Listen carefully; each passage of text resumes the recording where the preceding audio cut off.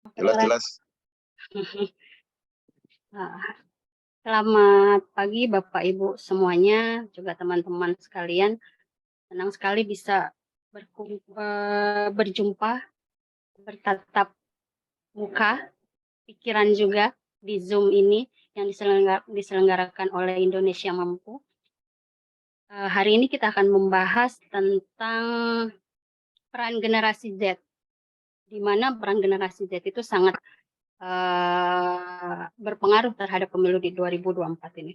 Nah, hadir bersama kita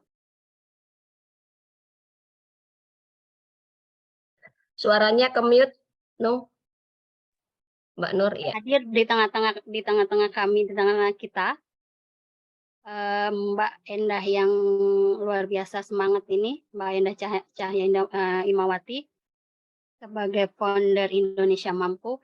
Jadi sedikit pengantar dari Mbak Endah mungkin terkait apa namanya Indonesia Mampu ini mengarahnya terkait generasi Z ini seperti apa. Terus kemudian peran di pemilu 2024 ini arahnya mau dibawa kemana, tantangannya itu seperti apa, karena kita lihat hari ini generasi Z ini terkait apa namanya penguasaan konten digital dan lain sebagainya. Jadi saya rasa hari ini peluang generasi Z untuk mendukung pemilu yang luar biasa ini perannya cukup banyak, cukup aktif, karena saya baca-baca di Litbang Kompas dan lain sebagainya. Jadi untuk apa namanya prakata atau pengantar dari Mbak Indah Cahaya Muati, dipersilakan. Mungkin Mbak. Ya, terima kasih banyak Mbak Nur Fajriah sudah mengantarkan diskusi kita kali ini. Walaupun nanti waktunya tidak terlalu panjang, tapi saya kira mudah-mudahan bisa padat begitu, karena biasa weekend ya, Ibu Bapak dan teman-teman pasti ada acara begitu. Jadi memang sengaja waktunya tidak terlalu panjang. Perkenalkan saya Endah, bergiat juga di Indonesia Mampu selain di beberapa tempat yang lain. Indonesia Mampu wadah untuk berkiprah ya, kita sebagai apa namanya anak bangsa, supaya kita bisa turut menentukan gitu, turut andil, turut berkiprah, berkarya untuk kebaikan kita semua dalam berbagai isu. Tapi untuk ruang geraknya kita bergerak di kepemudaan, kemudian perempuan dan juga anak. Ya, pada pagi hari ini kita akan diskusi terkait dengan pemilu dalam kacamata Gen Z, generasi pandangan dan juga harapan. Hal ini penting karena momentum pemilu sebentar lagi bulan Februari ya, dan tahapan sudah berjalan.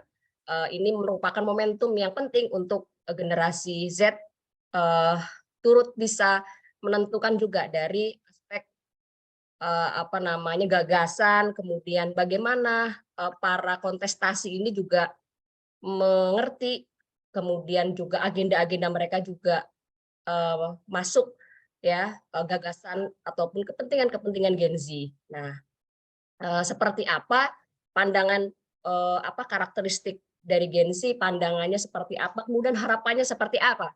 Makanya terima kasih kami hadirkan di sini yang pertama Mas Hadi Suprapto Rusli, Direktur Eksekutif Ide Cipta Research and Consulting.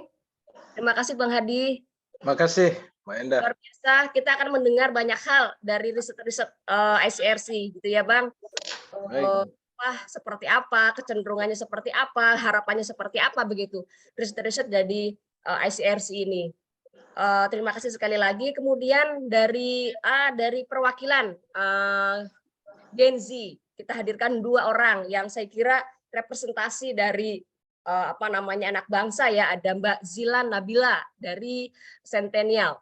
Ya, Mbak Zila, terima kasih Mbak Zila. Ya, baik. Terima kasih kembali Kak Endah atas undangannya. Ya, siap.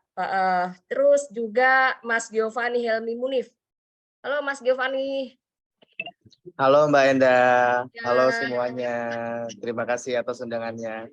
Ya, Mas Giovanni itu adalah komisaris warga muda, ya. Warga muda. Nah, nanti seperti apa mohon dijelaskan juga nih Centennial, kemudian komisaris warga muda. Sekali lagi kami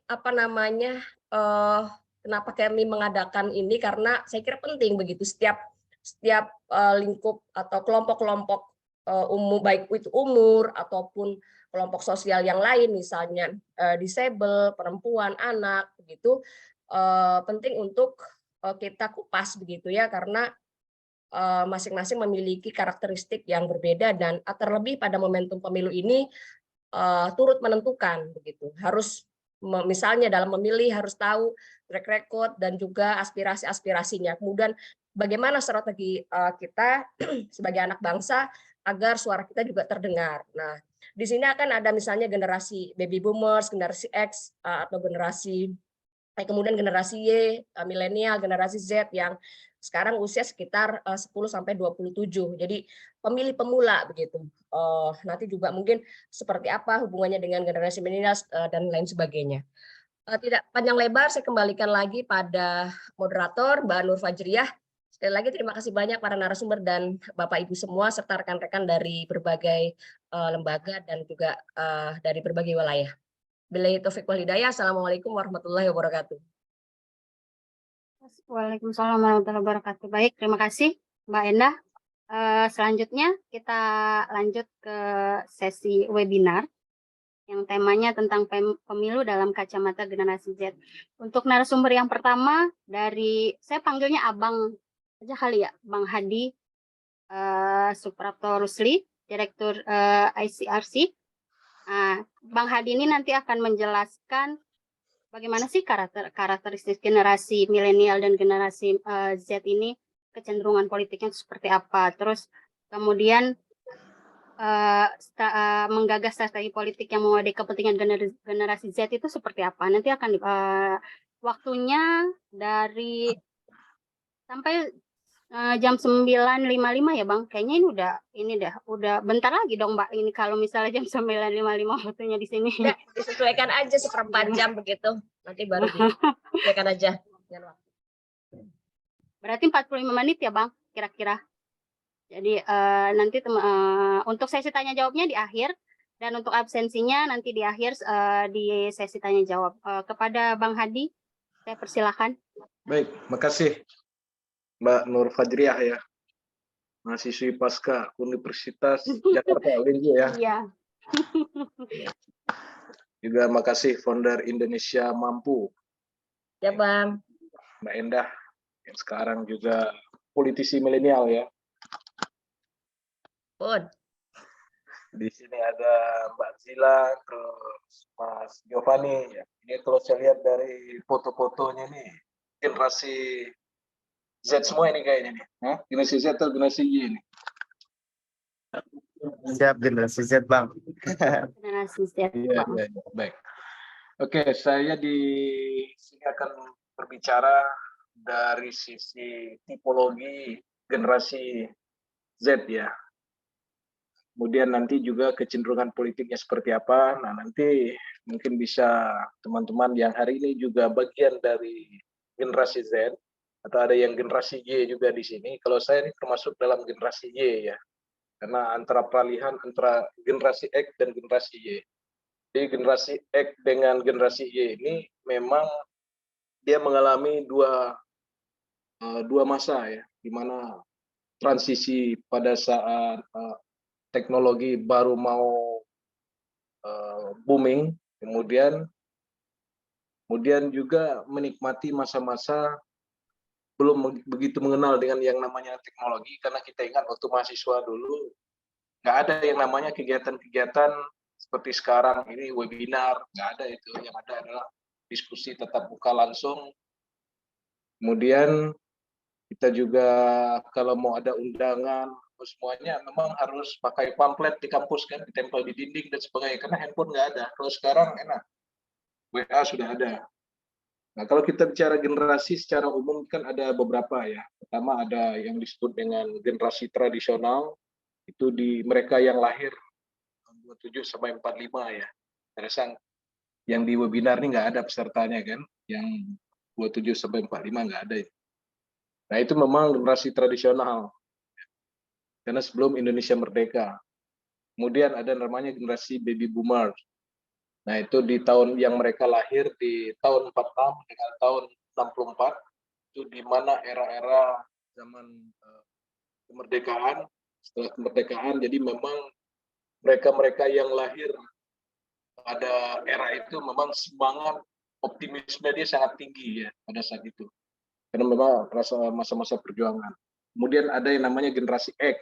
Nah, generasi X ini adalah peralihan antara generasi kita dengan generasi yang Y. Nah, kita yang lahir di tahun 83 itu merasakan itu. Saya rasa Mbak Endah ini lahir tahun berapa Mbak Endah? 84 Bang. 84, berarti 84 masuk dong berarti itu di generasi Y ya, generasi Y. Milenial. Kita bisa merasakan sedikit ya dengan generasi X karena jaraknya nggak jauh beda, di masih dalam masa peralihan itu. Nah, kemudian baru kita generasi Y yang memang rata-rata apa ya, orangnya memang agak realistis dan pragmatis ya. Kalau yang mereka yang lahir generasi Y ini, jadi dia tidak mudah dan menerima sesuatu itu dengan gampang. Jadi kadang dia berpikirnya cenderung realistis. Misalkan saya bantu A, saya bantu B, saya bisa dapat apa? Kemudian saya bantu misalkan dalam sisi politik misalkan sama, dia milih A, milih B, dia harus realistis itu. Dan sikapnya memang agak sedikit pragmatis. Nah, beda dengan generasi Z. Nah, generasi Z ini memang mereka lebih cenderung, nanti saya akan jelaskan secara rinci tipe dari generasi Z ini seperti apa. Karena generasi Y dan Z ini agak-agak mirip, kemudian ada pembedanya juga di sana. Nah, ini harus paham bagi mereka yang ingin terjun ke dunia politik nanti. Apalagi ini kan judul kita adalah pemilu dalam kacamata Gen Z, pandangan dan harapan. Jadi antara Z dengan Y ini juga sangat beririsan. Nanti kita harus bisa membedakan. Ciri utama generasi Y dan Z ini, yang pertama mereka tidak suka hal-hal yang otoritas ya. Mereka fleksibel orangnya. Jadi tidak suka menuntut segala sesuatu itu sesuai dengan rundown-nya misalkan. Seperti tadi kan disebutkan bahwa kita acara jam sekian atau jam sekian. Kata Mbak Ena itu, ya udah kita realistis saja sesuai dengan kondisi yang ada misalnya. Contoh-contoh sederhana begini, kalau di tipikal generasi Y dan Z, mereka lebih cenderung segala sesuatu itu terpaku dengan aturan-aturan dan formalitas. Maka kalau kita lihat lahir di era-era generasi X misalnya, itu aturan-aturan itu memang agak sedikit baku ya, karena memang mungkin di era Orde Baru segala hal itu memang banyak diatur, jadi itu akan berpengaruh kepada sikap dari perilaku masyarakat generasi muda pada saat itu. Kemudian yang kedua, generasi Y dan Z ini pola akses dan konsumsi medianya itu pola aksesnya lebih tinggi ya dibandingkan generasi yang sebelumnya karena belum mengenal media online terutama ya, sama media sosial. Nah, kemudian yang ketiga, dari sisi pendekatan hobi. Kalau misalkan nih Mbak Endah dan teman-teman yang di sini nyalek misalkan, nah pendekatannya itu pendekatan hobi. Kemudian dari sisi pakaiannya juga. Nah, itu juga akan sedikit mempengaruhi dalam hubungan dan interaksi di dalam masyarakat. Kemudian dalam hal kebijakan, nah anak-anak yang tipikal generasi Y dan Z ini, mereka lebih cenderung memperhatikan isu-isu pendidikan dan isu-isu pekerjaan. Nah, ini yang harus ditangkap juga para politisi-politisi muda. Jadi bagaimana mereka tampil di pemilu 2024 nanti, ada isu-isu terkait dengan pendidikan, isu-isu tentang lapangan kerja. Nah, itu yang harus banyak diangkat oleh anak-anak muda yang memang terjun ke dunia politik di 2024 yang akan datang. Karena tipologi dari generasi Y dan Z, mereka lebih cenderung memperhatikan isu-isu pendidikan dan isu-isu pekerjaan. Itu lebih utama dibandingkan yang lain-lainnya. Ya. Nah, kemudian kita mau masuk ke ruang lingkupnya, ruang lingkup generasi Y secara umum.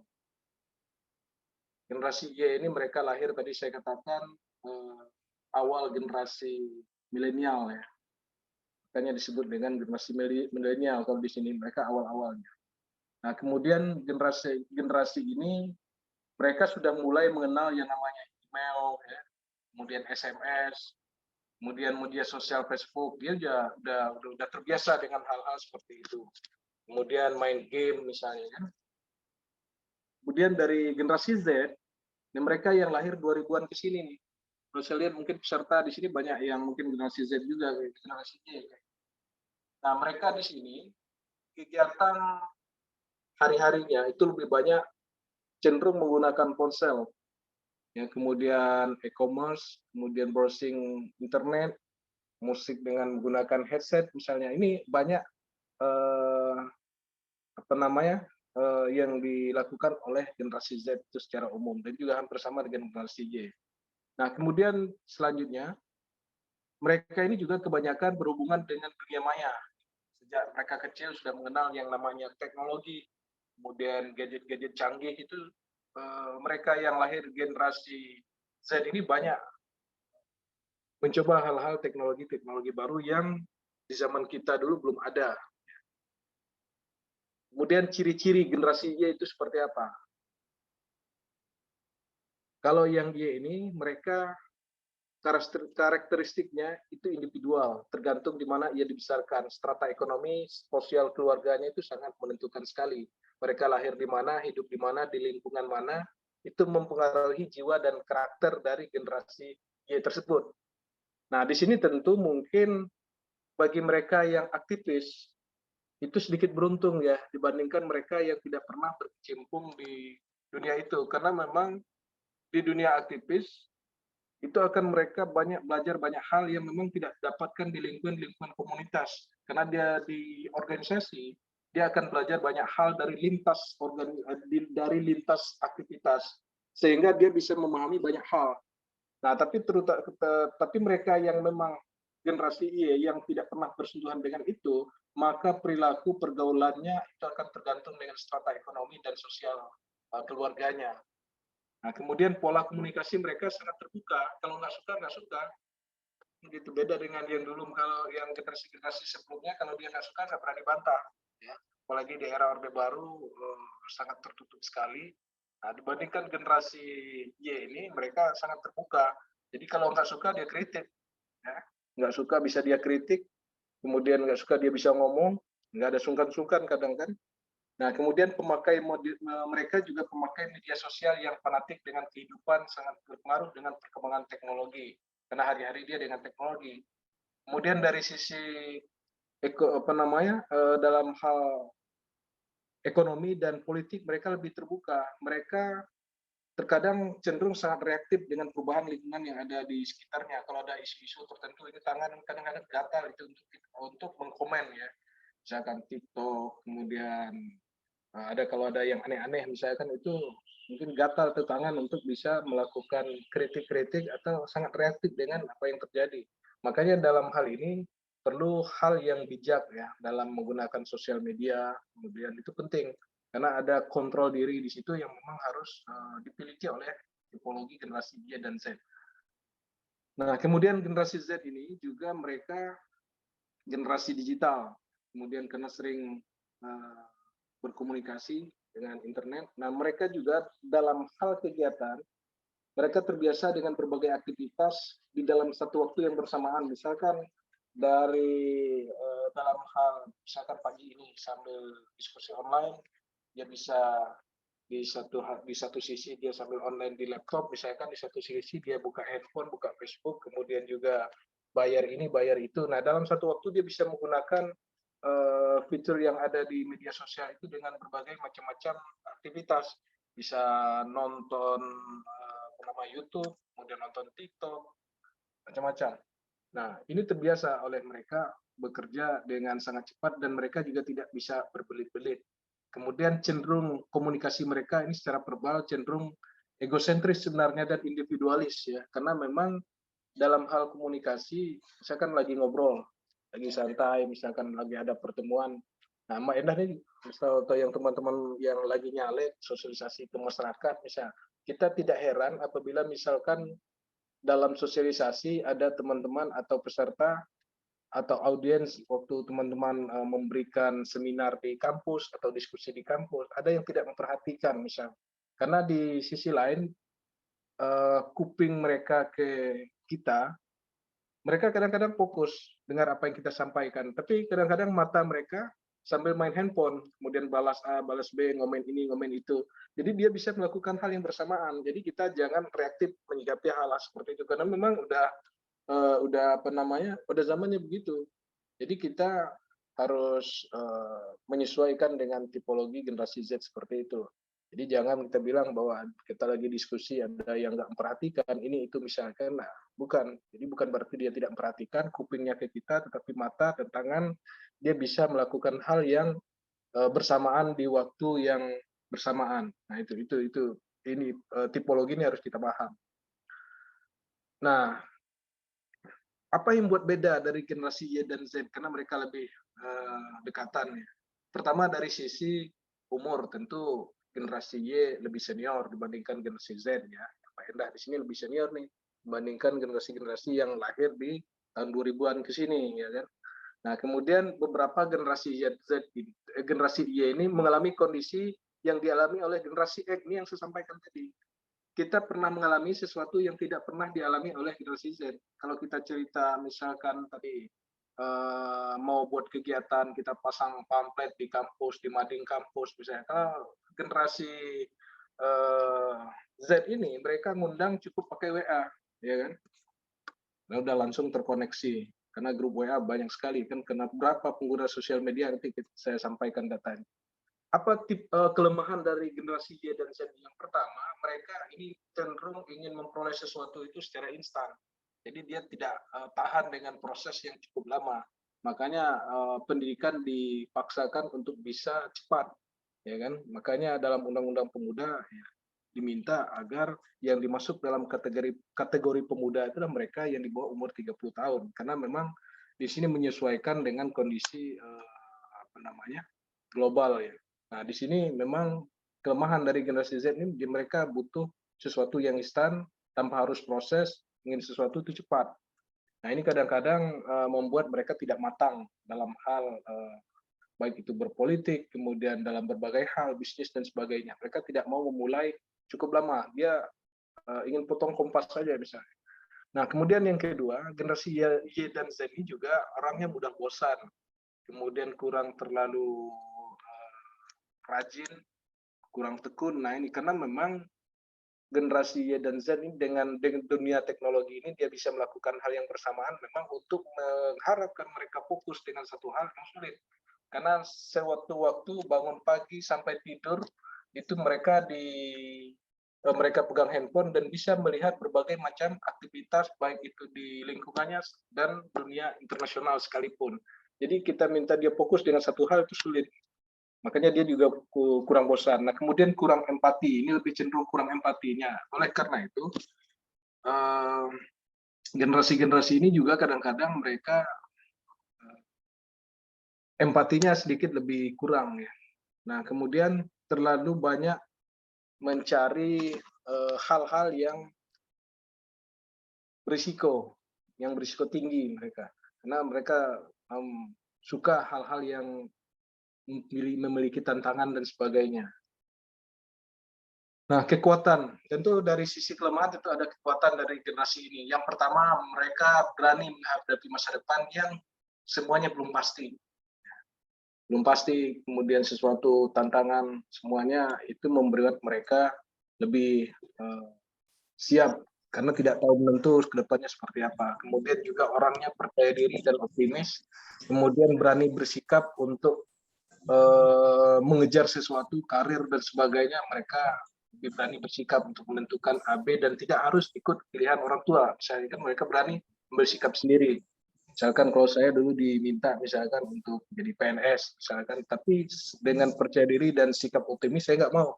Saya memilih lebih aktif banyak di organisasi, kemudian membentuk bisnis sendiri di swasta. Nah, yang begini anak-anak muda kadang-kadang ikut apa maunya orang tua, tapi anak sendiri kalau anak-anak generasi Y Z mereka punya pilihan sendiri, kita nggak bisa maksakan. Nah itu. Kemudian mereka juga tanggap dan cepat menyesuaikan diri dengan situasi baru. Jadi orangnya cepat beradaptasi karena memang dunianya mengharapkan dan menuntut mereka yang seperti itu. Kalau orang yang lahir generasi Y dan Z itu kurang tanggap, kurang bisa menyesuaikan diri, maka ke depan mereka akan sulit untuk menyesuaikan diri dengan menghadapi tantangan-tantangan hidupnya. Nah, kemudian dengan teknologi dia sangat cepat sekali. Misalkan hari ini ada teknologi dulu ada 3G, kemudian 4G, 5G, misalnya itu sangat cepat sekali. Mereka cepat tanggap. Kalau dulu yang namanya e-commerce mungkin nggak ada. Kalau sekarang ada dan mereka bisa melakukan dan bisa belajar itu dengan otodidak, kemudian bisa tepat, bisa cepat tanggap dan seterusnya. Nah, kemudian mereka berani tampil, kemudian dia tidak segan mencoba hal yang baru. Nah, itu yang tadi yang saya katakan, ada plus minusnya. Orang yang berani mengambil risiko dan mereka berani mencoba sesuatu yang orang tidak pernah berani melakukan. Nah, itu kelebihan dari generasi dia dan Z tersebut. Nah, sekarang kita masuk ke yang politik. Bagaimana generasi Z ini dalam berpolitik? Saya fokus di generasi Z-nya. Nah, generasi Z ini mereka dalam hal politik, ciri-cirinya mereka ini menggunakan generasi dunia maya. Mereka berdialog dengan jaringan dunia maya, Facebook, Twitter, Instagram, TikTok, kalau sekarang. Ini bisa menjadi bahan opini, membangun opini publik. Nah, ini teman-teman bisa lihat beberapa waktu yang lalu yang tidak mungkin tidak terbayang oleh orang bisa tersentuh oleh hukum, tiba-tiba viral, kemudian bisa dibongkar, ditangkap kan, kasus pajak mulai dari penyiksaan salah satu anak petinggi pajak itu bisa viral dan kemudian kasusnya sampai ditangkap. Kemudian juga dalam misalkan yang di Lampung juga viral kemarin gubernurnya Pak Endah ini. Nah, itu juga viral misalnya kan. Nah, itu juga akibat dari kekuatan generasi Z tersebut. Nah, kemudian generasi Z ini berada di era reformasi, kemudian terbukanya keran demokrasi, kebebasan berpendapat, bermunculan banyak partai.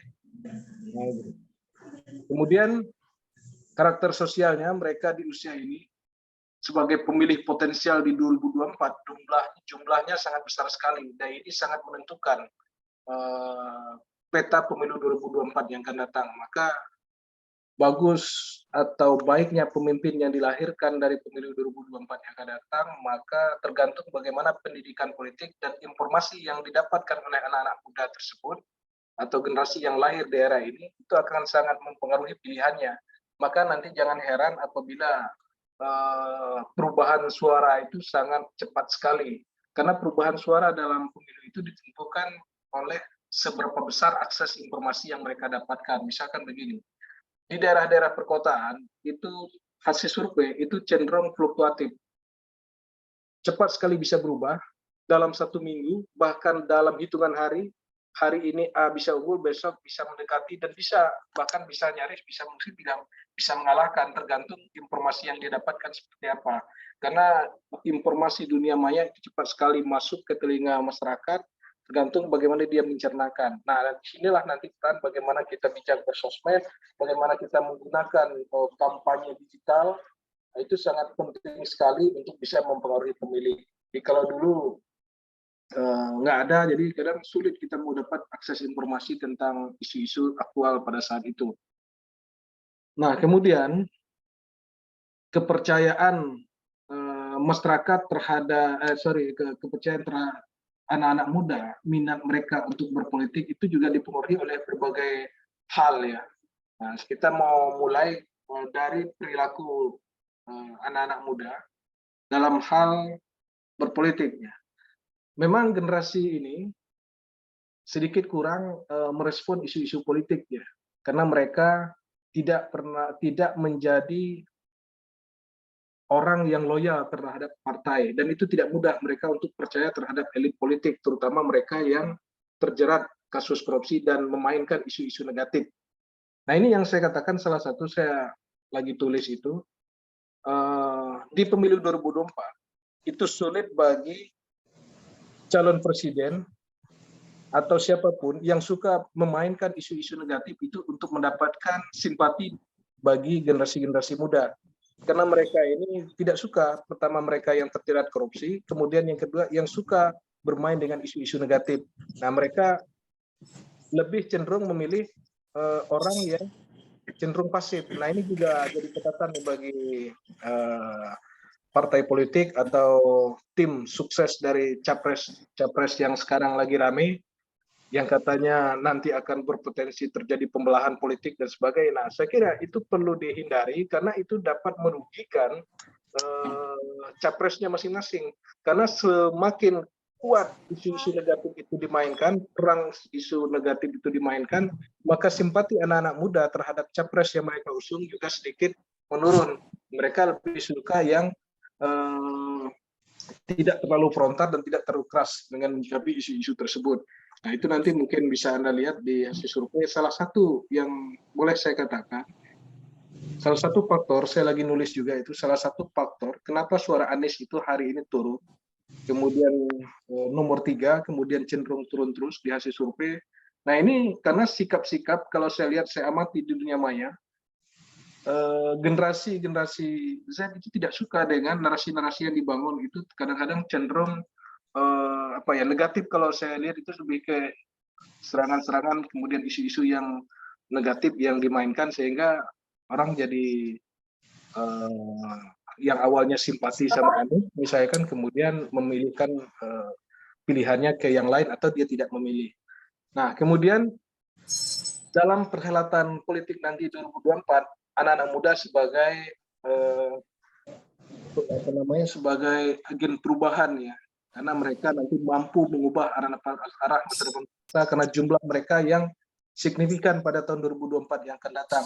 Maka hari ini juga caleg partai-partai politik itu lagi gencar-gencarnya untuk menarik anak-anak muda untuk terjun ke dunia politik. Nah, kalau kita belajar dengan bagaimana generasi-generasi ini mereka menggunakan aksi sosial politik, mereka lebih banyak menggunakan atau serangan atau kritik mereka atau pengawasan mereka atau kontrol mereka terhadap pemerintah dan kekuasaan itu lewat media sosial. Maka kita cukup jarang melihat aktivis hari ini demo di jalanan. Jajan itu kan aneh-aneh besar yang dilakukan karena mereka banyak. Oh, itu pun dim. Mas Bang Hadi kepencet. Oh, gitu.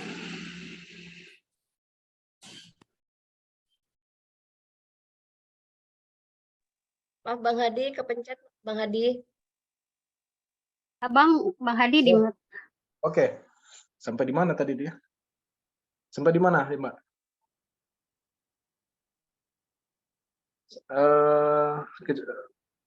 Tentang bagaimana anak-anak muda merespon isu-isu politik, itu lebih banyak menggunakan kritik-kritiknya lewat sosial media. Maka tidak heran dan tidak jarang kita lihat jarang aktivis yang demo hari ini. Ya, bukan karena pemerintahnya bisa bungkam aktivis, bukan. Karena memang anak-anak muda itu mereka lebih cenderung menggunakan kritiknya lewat sosial media. Nah, jadi mereka menggunakan kritik lewat sosial media, nah itu menjadi salah satu jalan bagi mereka menyuarakan sesuatu, ketidaksukaan mereka terhadap sesuatu. Mereka melakukan kritik lewat itu. Nah, saya mau sampaikan bahwa data dalam pemilu 2019 yang dulu, kita melihat bahwa memang caleg milenial itu hanya 9% ya, dari jumlah yang duduk di DPR hari ini.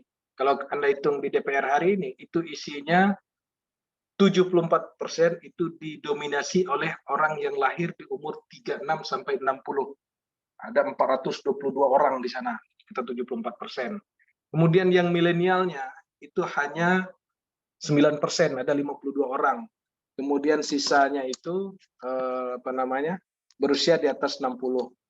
Nah, artinya ke depan ini presentasi sepertinya akan sedikit meningkat ya, karena memang di hampir semua caleg itu rata-rata banyak merekrut Bang anak-anak muda. Hadi, Ya, izin waktunya tinggal sedikit lagi karena waktunya mundur, jadinya waktunya tinggal sedikit lagi, Bang. Mohon izin dan mohon maaf. ya baik. Kemudian kategori dari sisi parpol, satu-satunya partai yang tidak meloloskan caleg-caleg muda ke Senayan itu hanya PKS ya pada tahun 2019 yang lalu. Kemudian yang terbanyak mencatat anak-anak muda lolos ke Senayan itu adalah Nasdem ya waktu itu. Kemudian dari sisi kategori, kita percepat. Nah, kemudian data pengguna internet hari ini di Indonesia itu totalnya 77%, jadi sangat tinggi sekali. Kemudian pengguna sosmed itu 60,4%, makanya harus pintar-pintar buat konten di internet, kemudian narasi yang dibangun juga harus bagus. Jadi seorang politisi, anak-anak muda itu harus mampu membuat konten-konten yang menarik minat anak-anak muda. Kemudian media sosial itu paling banyak digunakan itu adalah WA, Instagram, Facebook. Nah, itu trennya sekarang. Kalau dulu Facebook baru Instagram, nah sekarang Instagram baru Facebook. Nah, kemudian yang terakhir penutup, seperti yang disampaikan, bagaimana anak-anak muda menentukan arah pilihannya dan seperti apa karakter yang diinginkan oleh anak-anak muda. Kemarin pada tanggal 8 sampai 13 Agustus 2022, CSIS pernah melakukan survei khusus terkait dengan anak muda. Nah, dalam hasil survei tersebut menyebutkan bahwa ada beberapa variabel yang cukup dominan ya. Itu adalah pemimpin yang tidak korupsi dan jujur. Itu yang diinginkan oleh anak-anak muda. Jadi isu ini masih sangat relevan. Kemudian bagaimana seorang anak-anak muda itu melihat bahwa ingin pemimpin atau politisi ke depan adalah orang-orang yang jujur dan tidak korupsi. Kalau Anda atau yang caleg misalkan punya jejak rekam korupsi, kemudian tidak jujur, buat janji dengan anak-anak muda, dengan aktivis, dengan apa misalkan tidak ditepati dan sebagainya. Nah, ini bisa blunder politik juga. Jadi jangan banyak menjanjikan sesuatu yang tidak bisa dipenuhi. Jadi kejujuran itu sangat penting sekali bagi politisi. Nah, di sisi lain ada beberapa 1, 2, 3, 4, ada 4 poin lainnya yang menjadi pertimbangan mereka. Yang pertama, prestasi. Jadi mereka menghargai prestasi. Jadi kalau Anda punya prestasi itu menjadi bahan pertimbangan. Kemudian merakyat dan sederhana. Kemudian orangnya berwibawa dan tegas, kemudian yang terakhir punya pengalaman. Nah itu, kalau Anda punya jejak rekam itu dan itu silakan ditampilkan, dan ini mampu untuk menarik minat anak-anak muda untuk bisa memilih Anda bagi mereka yang memang terjun ke dunia politik. Mungkin itu yang bisa saya sampaikan, nanti kita bisa mengalir dalam diskusi. Terima kasih. Silakan dilanjutkan. Terima kasih Bang Hadi untuk paparan materinya. Pemateri selanjutnya yang akan disampaikan oleh Mbak Zilan Nabila yang berasal dari Centennial. Yang akan dibahas itu yang pertama, kalau Mbak Zilan ini pandangan generasi, bagaimana sih pandangan generasi Z terhadap politik, kemudian aspirasi generasi Z dalam kehidupan berbangsa dan bernegara, dan yang terakhir harapan generasi Z dalam pemilu 2024. Mungkin Mbak Zilan lebih banyak mendengar gitu kalau kesah teman-teman generasi Z dan lain sebagainya, pandangannya itu seperti apa gitu. Kalau tadi Bang Hadi bilang surveinya tentang pemimpin yang jujur dan tidak korupsi, nah kalau dari pandangan Mbak Zilan itu seperti apa? Waktunya 15 menit ya Mbak, karena kita waktunya mundur, jadi waktunya 15 menit, nanti sisanya diskusi aja tanya jawab gitu Mbak. Kepada Mbak Zilan dipersilakan. Ya baik, terima kasih atas kesempatannya Kak. Apa ya, untuk generasi Z ini kan di seluruh jumlah penduduk Indonesia 40%-nya itu pada faktanya merupakan generasi Z. Nah, generasi Z ini ada salah satu hal yang mengidentifikasikan, yaitu disebut dengan komunaholic, yaitu generasi yang inklusif untuk terlibat dalam berbagai komunitas dengan memanfaatkan teknologi yang semakin pesat. Nah, salah satu pandangan generasi Z terhadap politik yang saya benarkan, yang tadi sudah disebutkan oleh Pak Dedi, yaitu benar bahwasannya generasi Z ini apa ya, untuk memandang dunia politik ini lebih terjun di dunia sosial media kayak gitu. Melalui media sosial ini generasi Z benar-benar sangat gencar daripada langsung turun ke jalanan untuk demo-demo kayak gitu. Nah, untuk pandangannya adalah mungkin apa ya? Diketahui bahwa faktor yang paling besar yaitu trust terhadap politik, bahwa market sosial media itu sangat penting untuk untuk digunakan oleh mungkin para calon pemimpin gitu loh. Karena dengan aktivitas sosial media ini diharapkan sebenarnya para pemimpin ini bisa menyesuaikan para teman-teman generasi Z untuk generasi Z ini kan menyalurkan pendapat-pendapatnya itu kan melalui sosial media. Nah, kita juga mengharapkan bahwa dari calon pemimpin ini juga bisa menyesuaikan kita mendengarkan aspirasi-aspirasi tersebut tuh melalui sosial media. Nah, kita juga mengharapkan bahwa para calon pemimpin ini bisa memanfaatkan sosial media itu untuk membuat aspirasi-aspirasi mengikuti tren yang berkembang dan mengikuti tren yang berkembang generasi Z kayak gitu loh. Nah, terus juga teman-teman generasi Z melalui sosial media ini juga mengharapkan bahwa para calon pemimpin ini bisa lebih interaktif dengan kami dengan melalui pendekatan-pendekatan yang mereka salurkan di sosial media. Kemudian aspirasi generasi Z ini yang akan saya sampaikan, kami tentunya saya juga melalui komunitas Centennial, kami membangun sebuah aspirasi di mana Centennial ini bergerak di bidang komunitas yang bergerak untuk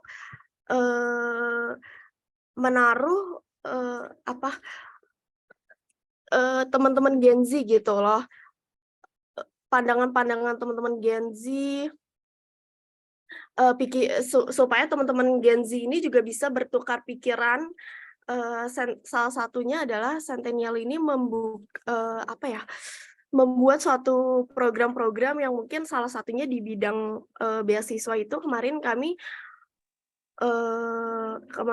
itu membuka beasiswa untuk internship bersama teman-teman Rakamin. Kemudian yang kedua, kami juga membuat program bersama Kementerian Bappenas untuk kedepannya itu 2045 bonus demografi ini akan seperti apa sih kayak gitu.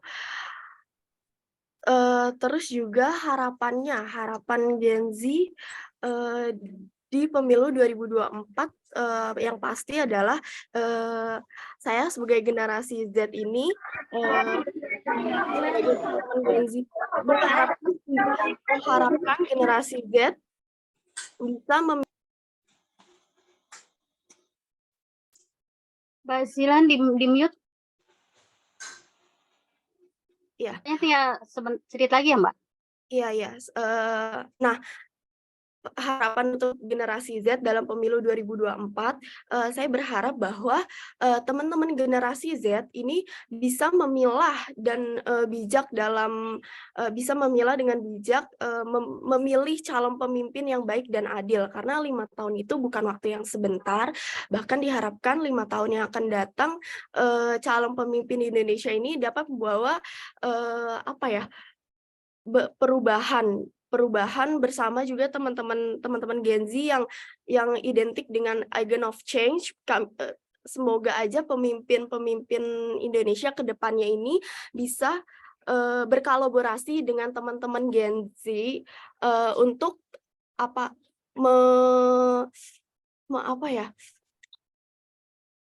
untuk bisa mendengarkan aspirasi-aspirasi Gen Z supaya aspirasi-aspirasi tersebut tuh bisa direalisasikan bersama-sama teman-teman Gen Z.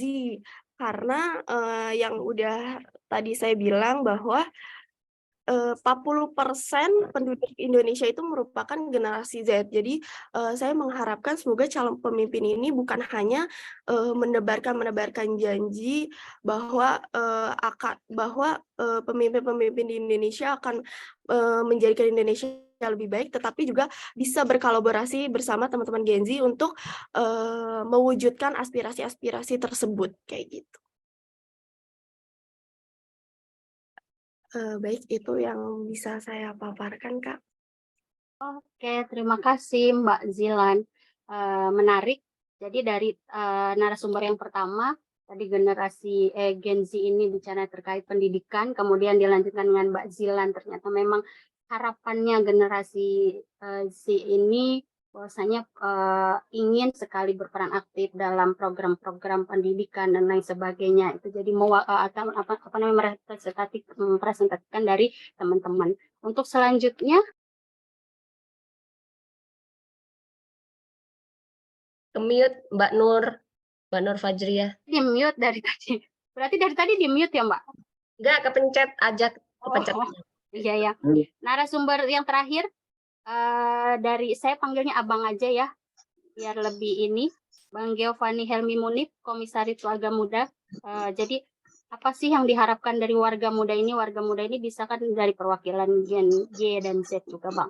Nah, kemudian kalau tadi Mbak Zilan bicaranya terkait tentang partisipasinya dalam program pendidikan gitu. Kemudian pandangan terhadap generasi muda ini terhadap politik itu seperti apa? Kemudian aspirasi seperti apa? Dan harapannya di pemilu 2024 itu seperti apa, Bang? Jadi mungkin itu paparannya. Waktunya 10 menit ya Bang, karena tadi waktunya sudah mundur, jadi waktunya 10 menit. Untuk sisanya nanti sesi tanya jawab. Saya persilakan kepada Bang Giovanni. Oke, terima kasih ya Mbak. Saya izin share screen ya Mbak ya, karena saya Boleh. udah nyiapin. Ibu mau ngambilin gambar nggak? Gambar kayak gini nggak, nampilin nggak mukanya? Udah iya, masa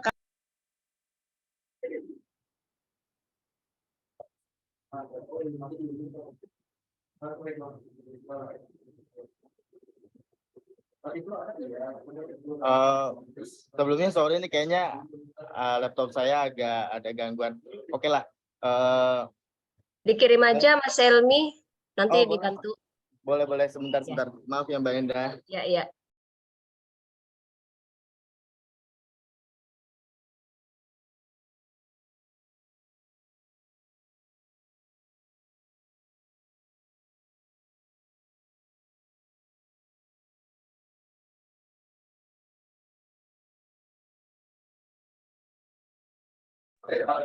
Izin Mbak Enda, itu saya mohon maaf ya Mbak Enda ngerepotin. Oke, terima kasih teman-teman, abang-abang, kakak-kakak semua. Terima kasih Mbak Enda dan juga Indonesia Mampu yang sudah mengundang saya, anak kecil. Oke, sebelumnya perkenalkan nama saya Giovanni Helmi Munif. Abang-abang, kakak-kakak bisa panggil saya Giovanni atau Helmi.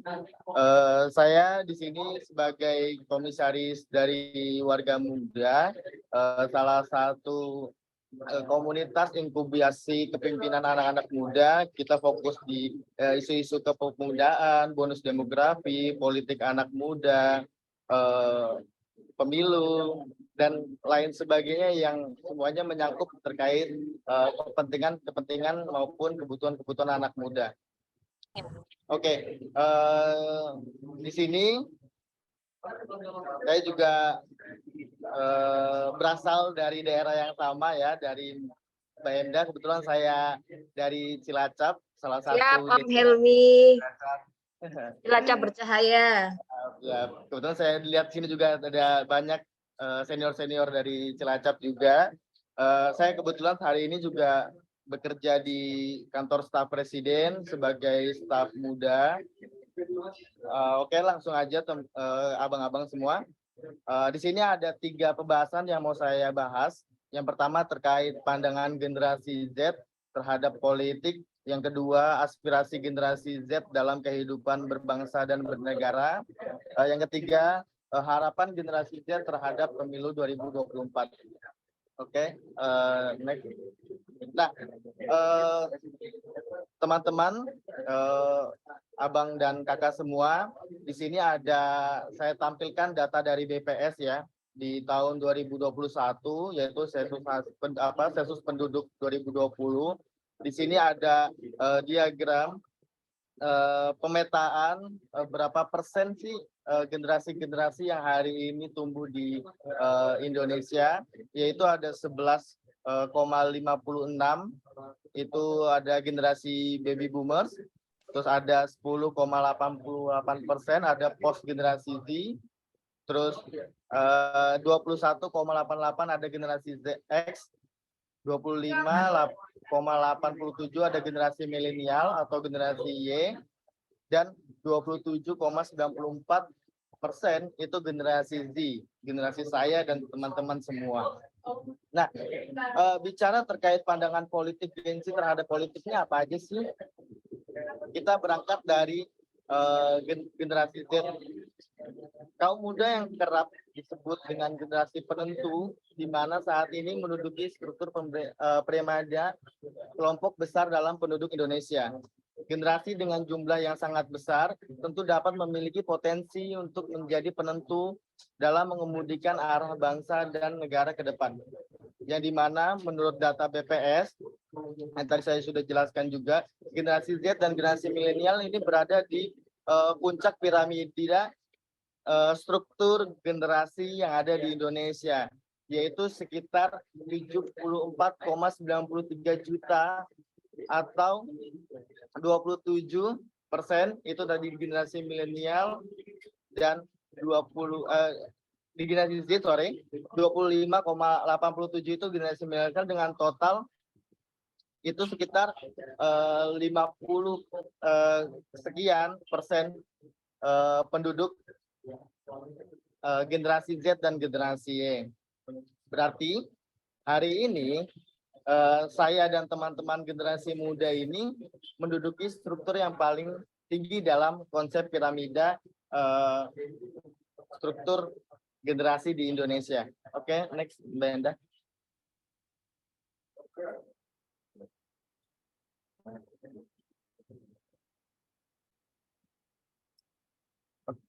Next. Nah, sorry. Nah, saat ini anak muda semakin aktif dan terlibat dalam berbagai gerakan politik untuk menyuarakan kepentingan dan mempengaruhi perubahan di masyarakat. Mereka memiliki pandangan yang berbeda tentang isu-isu politik, lingkungan, setara gender, keadilan, serta memiliki perspektif yang inklusif, yaitu perspektif yang luas. Memanfaatkan media sosial sebagai alat untuk menyampaikan pesan secara efektif. Makanya mungkin teman-teman semua memperhatikan gaya anak generasi Z hari ini agak sedikit radikal dalam bicara penggunaan atau memanfaatkan dunia digital atau sosial media. Seperti kemarin, kenapa anak muda yang dia bukan siapa-siapa tapi berperan penuh bisa menyampaikan message kepada pemangku kebijakan, kepada stakeholder, kepada pemerintah saat ini bahwa ada isu-isu yang harus dikawal. Gitu. Dan kita Gen Z juga membaluti kritikan, saran maupun masukan untuk pemangku kebijakan itu lewat konten, bisa lewat TikTok, Instagram, Facebook, dan berbagai macam media platform lainnya. Oke, next.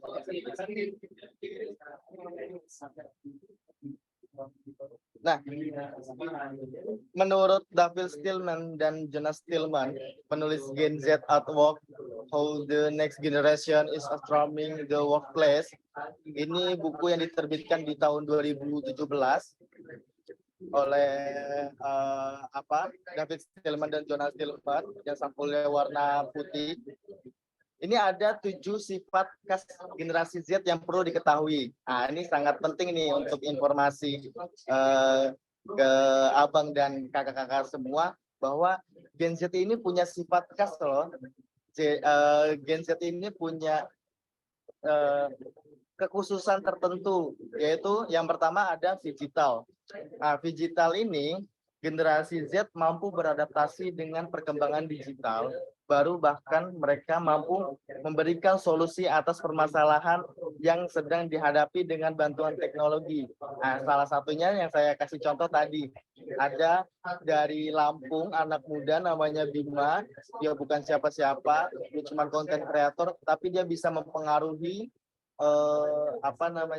isu publik yang ada di Lampung, yang menjadi keresahan di Lampung, menjadi kemasan konten yang menarik, yang akhirnya message-nya bisa sampai kepada pemerintah, bahkan presiden bisa sampai hadir ke Lampung untuk melihat kondisi di Lampung, cuman gara-gara kontennya si Bima doang. Nah, yang kedua ada hyper kustomisasi. Mereka adalah generasi yang memiliki kemampuan untuk mengustomisasi segala hal yang mulai dari selera musik, makanan, fashion, pekerjaan, dan lainnya untuk mencari identitas ciri khas mereka.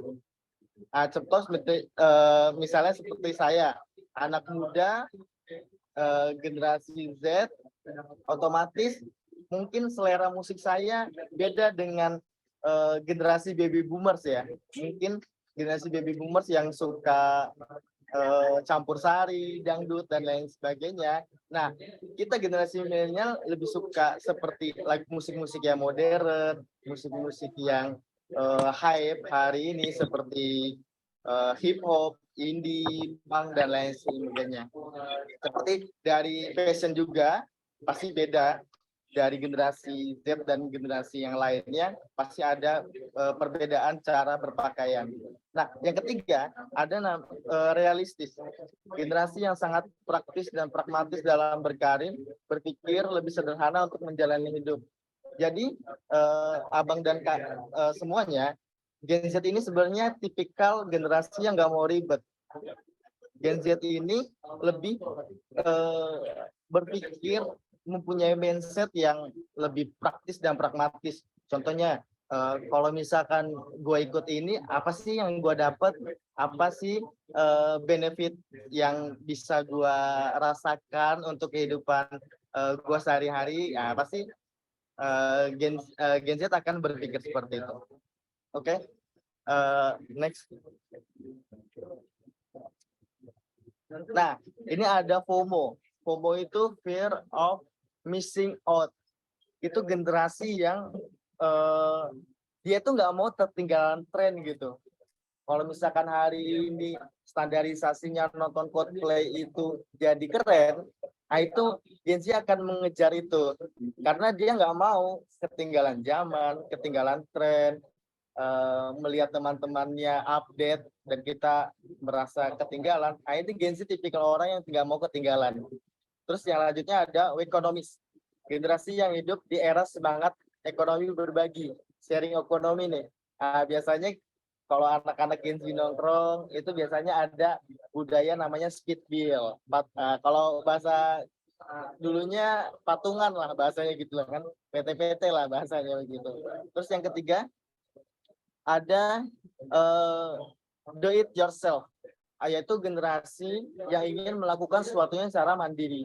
Karena kita berpikir semua hal-hal dengan perkembangan teknologi, perkembangan digitalisasi hari ini, saat ini, perkembangan zaman yang semuanya kebutuhan itu bisa dengan mudah dan praktis. Nah, kita ini tipikal orang yang nggak mau merepotkan banyak orang. Jadi kalau misalkan kita bisa dilakukan sendiri, ya kita akan melakukan sendiri tanpa membebani dan merepotkan orang lain. Lalu yang terakhir, ada terpacu. Nah, generasi ini punya semangat atau ambisi yang luar biasa oleh teknologi informasi, kompetisi, situasi ekonomi, bahkan dinamika politik dan pergeseran tradisi dari didikan orang tua. Nah, menarik ya, di sini Gen Z juga nggak mau nih diintervensi sama orang-orang tua dengan persoalan budaya. Karena budaya baby boomers, budaya generasi X, dan lain sebagainya ini berbeda dengan generasi Z. Makanya kadang kita suka melakukan hal-hal yang berbeda dari generasi-generasi atau sebelumnya atau generasi kaum yang lebih dulu. Oke, next, Mbak.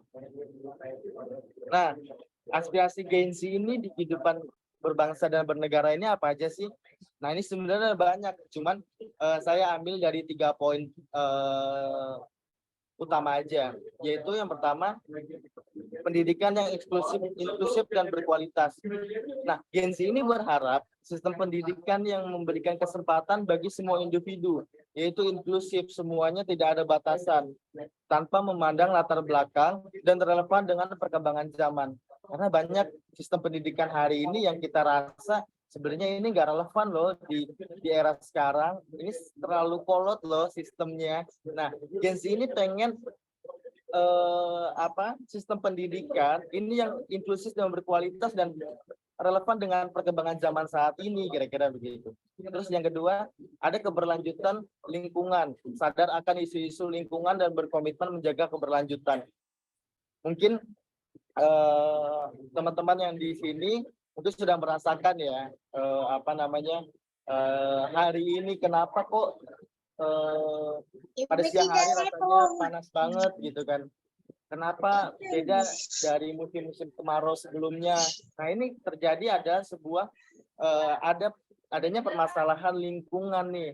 Nah, makanya kita Gen Z berharap bahwa teman-teman kita juga harus bisa berkomitmen nih untuk menjaga lingkungan dan berkelanjutannya.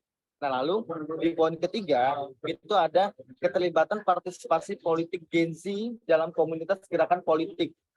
Saya ambil di media online atau untuk mendukung demokrasi. Nah, keterlibatan partisipasi politik Gen Z ini sebenarnya antara diragukan dan dimanfaatkan sebenarnya sama stakeholder hari ini ya.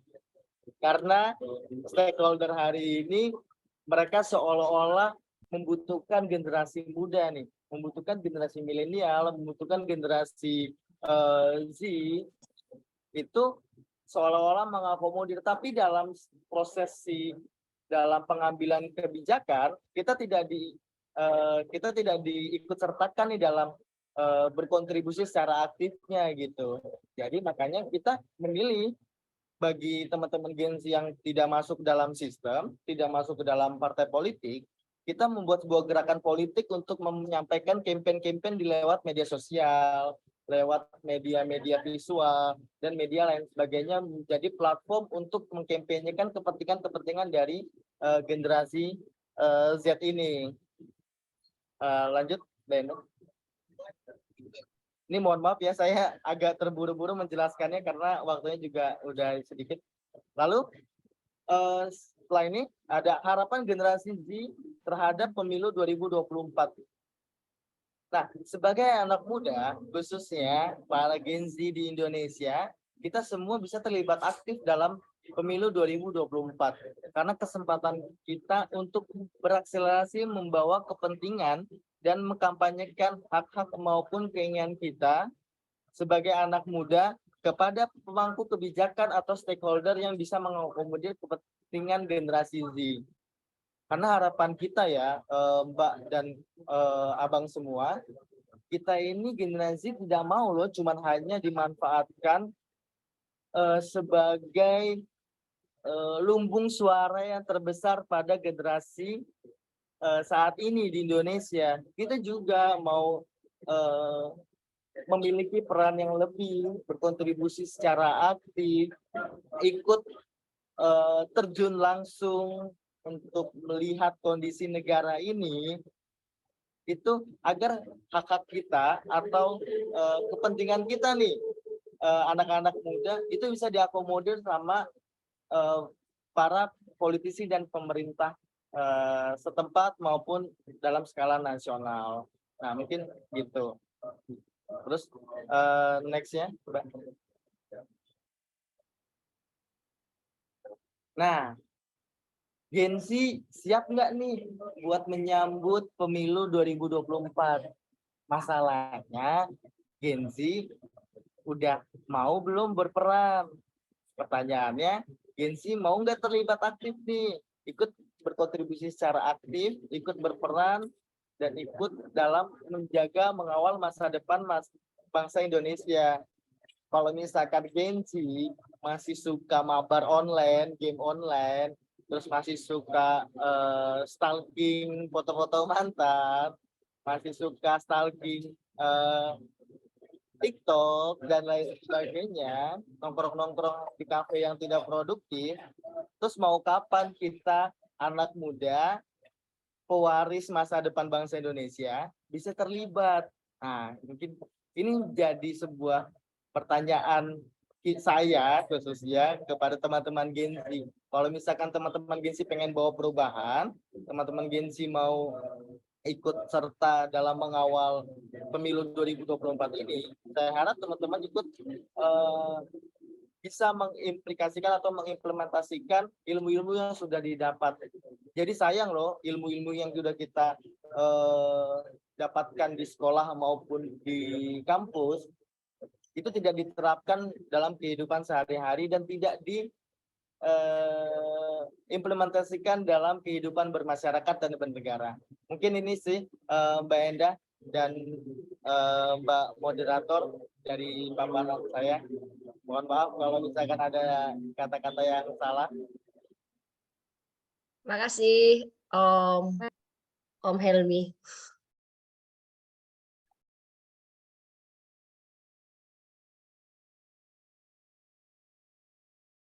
Nung kepencet.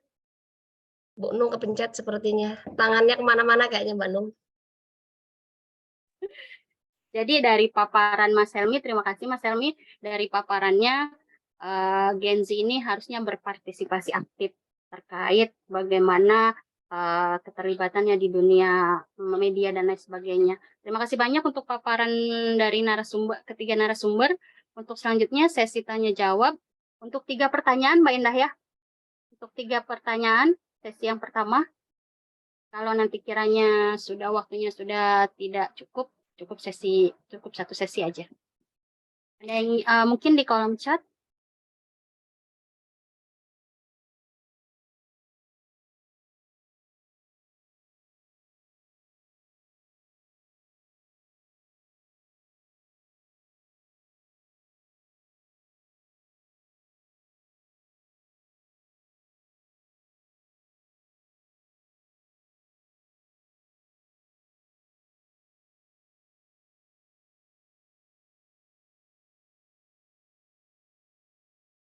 Pak Nur.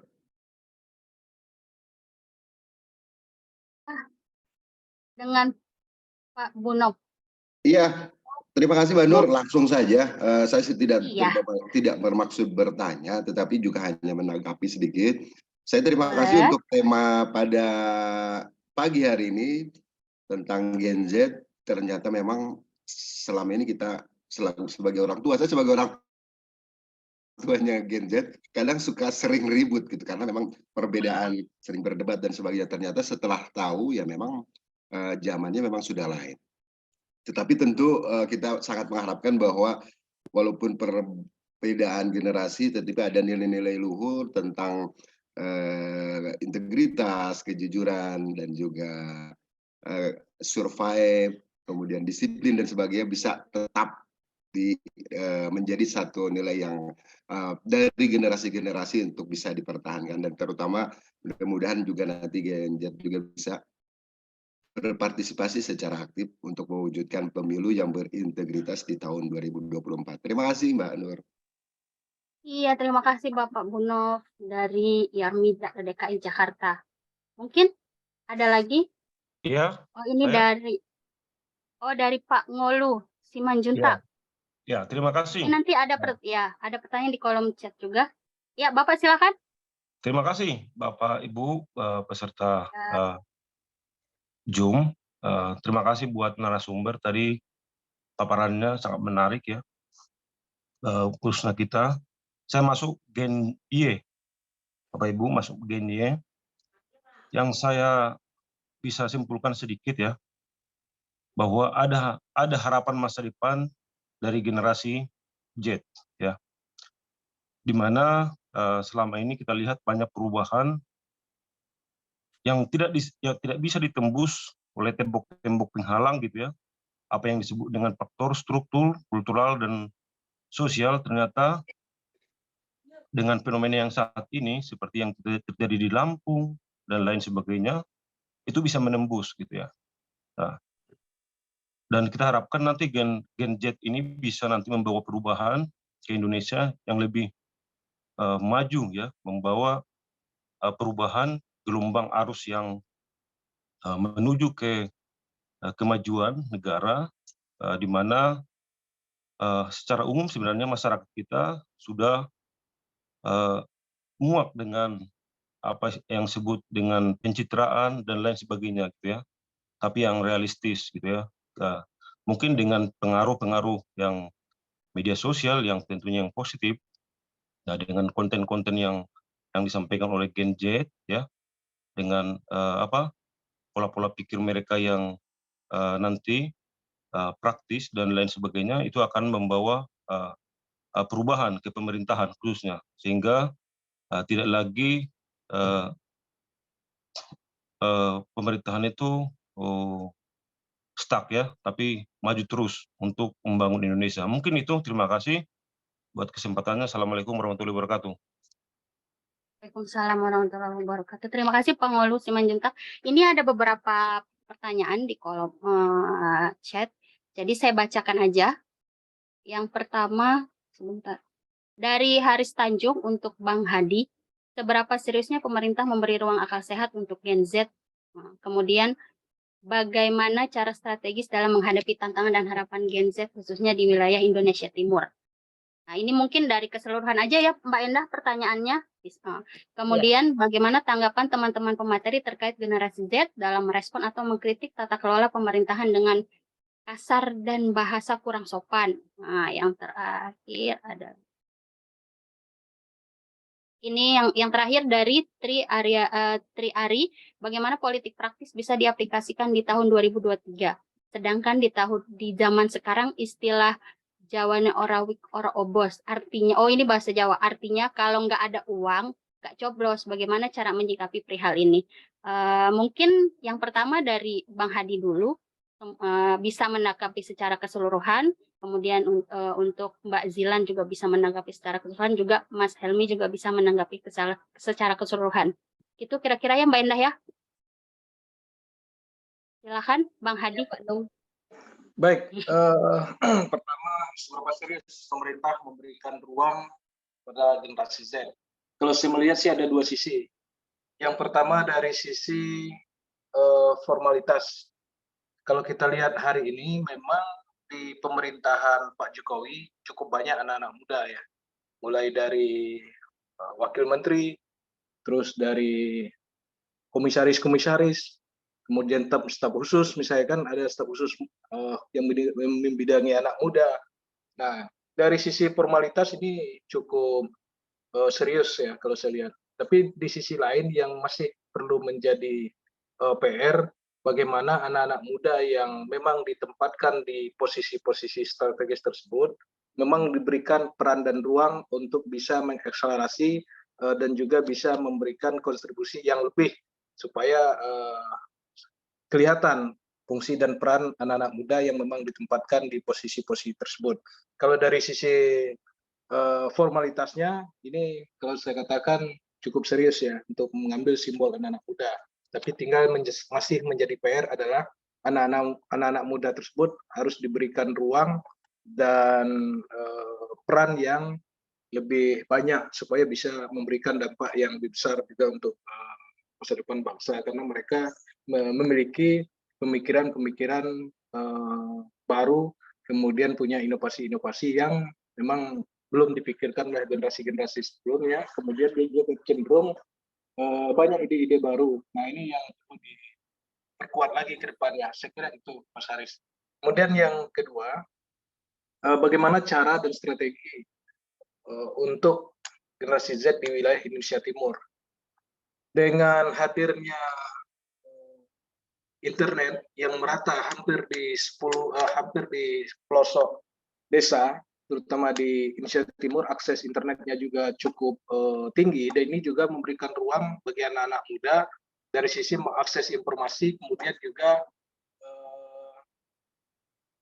mengimprovisasi inovasi-inovasi konten-konten kreator dan sebagainya dari wilayah Indonesia Timur juga diberikan ruang sehingga akses internetnya sampai ke pelosok desa juga namanya sudah cukup banyak bisa diakses. Nah ini saya kira salah satu cara pemerintah ya kalau saya lihat dalam rangka untuk membuka akses tersebut karena anak-anak muda ini cenderung dengan yang namanya hal-hal yang berbau digital, maka akses digital itu dibuka dengan selebar-lebarnya. Nah, kemudian bagaimana cara strategi anak-anak generasi Z di Indonesia Timur selain memberikan akses informasi, saya kira perlu juga diberikan ruang ya, berikan ruang untuk bisa memberikan kontribusi lebih dalam hal support terkait dengan kegiatan-kegiatan kepemudaan yang bersifat kewirausahaan. Saya kira lebih ke entrepreneurship ya. Karena itu penting bagi anak-anak muda karena mereka akan berbicara tentang pekerjaan masa depan dan pendidikan tadi. Jadi kalau bicara tentang pekerjaan, pendidikan dan masa depan itu tidak terlepas dengan yang namanya hidup yang layak ya. Maka oleh karena itu pemerintah harus menyediakan ruang-ruang yang lebih banyak memberikan tempat bagi anak-anak muda bisa mengelaborasi kemampuan-kemampuan entrepreneurship-nya baik dari bidang digital maupun di bidang-bidang yang lainnya. Jadi semua akses ekonomi, informasi dan sebagainya itu harus diberikan ruang yang selebar-lebarnya. Kemudian yang ketiga, menyikapi kritik anak-anak muda yang cenderung kasar di media sosial terhadap pemerintah. Nah ini memang menjadi problem karena dengan dibukanya keran digital, kemudian akses lebar-lebarnya dan semua orang bisa melakukan kritik apa saja di media sosial. Nah disinilah butuh yang namanya bijak bermedia sosial. Jangan sampai kita melakukan kritik-kritik terhadap pemerintah dengan cara-cara yang kasar dan tidak beretika.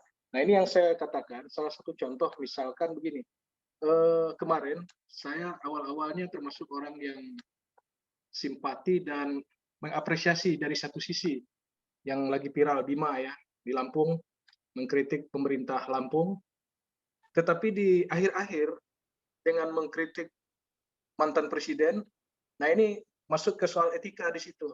Di awal-awal dia memang dari sisi kritikannya itu bagus, kemudian dari sisi etika ini yang memang masih menjadi PR bagi anak-anak muda di saat mereka sudah mendapatkan tempat, kemudian kritiknya diterima dan sebagainya. Kemudian ada perasaan apa istilahnya itu setelah terkenal mereka bisa melakukan apa aja sehingga mau bicarakan sesuatu yang tidak pantas. Nah ini menjadi orang beraksipatif di situ.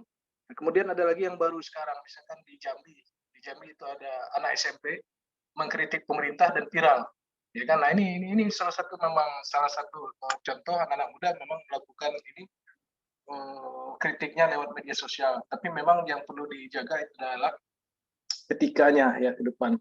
Nah kemudian yang terakhir itu menyikapi politik praktis. Nah ini memang sulit dihindari.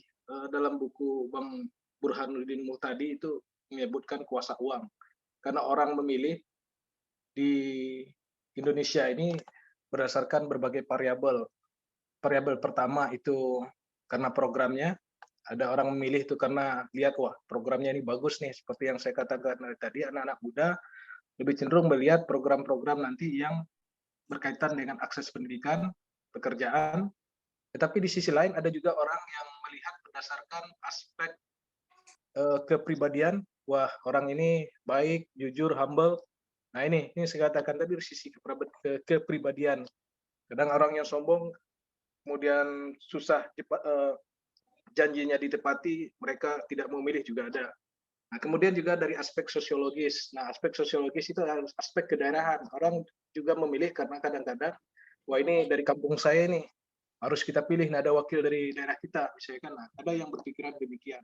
Nah, yang lebih parahnya tadi, itu ada juga orang, ada satu lagi, dari sisi wajah. Nah, ini beruntung bagi mereka yang punya wajahnya di atas rata-rata, juga ada orang memilih karena lihat, wah, ini cantik, ini ganteng, misalkan kalau Anda lihat kalau di DPD RI itu lebih kentara lagi, lebih kentara. Salah satu orang melihat karena wajah, karena memang di DPD RI orang lihat gambar. Di semakin bagus gambarnya, peluang terpilihnya juga cukup terlebar. Makanya kemarin di NTB pernah digugat karena wajah terlalu cantik nggak sama dengan aslinya, tuh gitu. Nah, bedanya dengan DPR, kita nggak tahu nanti apakah sistemnya tertutup atau terbuka. Yang jelas kalau DPR, kalau seandainya terbuka, itu otomatis nama saja yang diingat masyarakat, tapi kalau wajah tidak terlalu begitu diperhatikan. Tapi kalau nanti sistemnya tertutup, partai, orang lihat logo partainya, orang nggak lihat isi di dalamnya. Nah, kemudian yang terakhir, ini yang bahaya sebenarnya, itu adalah kuasa uang. Nah, itu. Karena memang politik praktisnya di situ. Karena masyarakat mau ke TPS, waduh, saya dapat apa? Kemudian hari ini kita nguli, misalkan dapat 100.000, kemudian kita tinggalin hanya untuk ke TPS, mau makan apa nanti malam, nanti sore, misalkan, udah ada kan, siapa yang mau kasih duit 50? Nah, yang begini-begini ini memang menjadi tantangan bagi anak-anak muda. Karena rata-rata anak muda yang terjun ke dunia politik, akses finansial rata-rata mereka di bawah rata-rata dibandingkan mereka yang sudah sukses atau yang senior ya. Nah, ini jadi PR bagi anak-anak muda yang terjun ke dunia politik. Nah, tugas yang perlu dilakukan oleh anak-anak muda yang lain yang tidak terlibat langsung dalam politik praktis tersebut, mereka harus menyiapkan banyak organ-organ sosial kemasyarakatan berupa LSM, NGO, dan sebagainya ikut mengawasi dan berperan mengawasi pemilu dalam bentuk gerakan-gerakan untuk mendidik masyarakat. Harus buat kegiatan sebanyak mungkin yang aktif di organisasi kemahasiswaan, yang aktif di organisasi kampus maupun ekstra kampus ya maksudnya, kemudian atau yang membuat LSM bergerak di bidang pengawasan pemilu. Itu penting untuk mengawasi terjadinya praktek-praktek seperti tadi. Saya kira itu yang perlu dilakukan. Kalau nanti ada yang kurang, nanti silakan ditambahkan. Saya kira, satu lagi. Tadi saya ingat dari menyampaikan bahwa konten di media, salah satu cara anak-anak muda untuk terlibat dalam pengawasan pemilu selain yang saya sebutkan tadi adalah membuat konten-konten yang membuat konten-konten yang terkait dengan isu-isu politik yang mendidik ya di TikTok, kemudian di YouTube. Kenapa saya katakan demikian? Karena TikTok itu cenderung orang menganggap banyak sisi negatifnya di sana, tapi justru orang banyak melihat kecenderungan hal-hal yang sifatnya tabu, kemudian mereka jadi penasaran dan lihat. Nah, maka oleh karena itu konten-konten yang ada di TikTok itu juga harus banyak diisi dengan konten-konten politik yang mendidik. Nah, itu tugas bagi anak-anak muda sebagai konten kreator yang mendidik bagi masyarakat. Jadi bukan membuat konten-konten yang menampilkan sisi-sisi vulgar, kemudian sisi-sisi yang tidak mendidik. Terus banyak buat konten-konten yang sifatnya pendidikan politik di TikTok dan YouTube. Saya kira itu tanggapan dari saya. Saya kembalikan. Ya, terima kasih Bang Hadi. Selanjutnya Mbak Zila.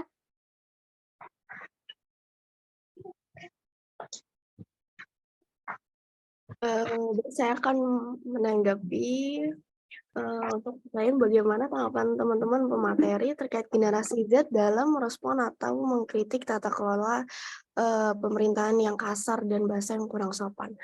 Mungkin sebenarnya itu adalah ekspresi dari teman-teman yang suaranya ingin didengarkan. Namun pada dasarnya hal ini nggak dibenarkan ya teman-teman, bahwa kita sebagai manusia itu tetap harus mengedepankan etika dan sopan santun. Toh kalau misalnya kita mengkritik dengan baik dan sopan itu akan pasti dari pemerintah juga akan lebih mendengarkan dan teman-teman yang lain juga akan lebih mengapresiasi, apalagi dengan bahasa yang baik dan benar, baik dan sopan dan santun kayak gitu. Itu aja yang bisa saya tanggapi. Ya baik, terima kasih Mbak Zilan. Selanjutnya Mas Helmi.